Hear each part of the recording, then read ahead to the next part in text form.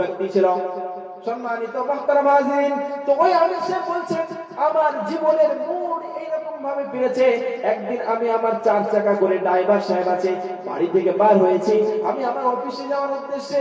বাড়ি থেকে অর্ধেকটা রাস্তা আসার পরে হঠাৎ গাড়ি বন্ধ হয়ে যায়। ড্রাইভার সাহেব গাড়ি থেকে নামে, সব পার্টস চেক করার পরে কোন রকমের সমস্যা পাই নাই। আর এদিকে আমার অফিসের টাইম হয়ে যাচ্ছিল। আমি তখন বললাম, ড্রাইভার কোন রাস্তা আছে কিনা?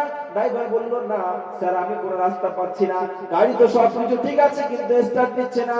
তখন ওই প্রফেসর বলল, ঠিক আছে তুমি গাড়িটা ঠিক করে নিয়ে আসো, অফিসের সময় হয়ে যাচ্ছে। সুতরাং আমি কোন একটা রিকশাওয়ালাকে ডেকে আমি অফিসে চলে যাই।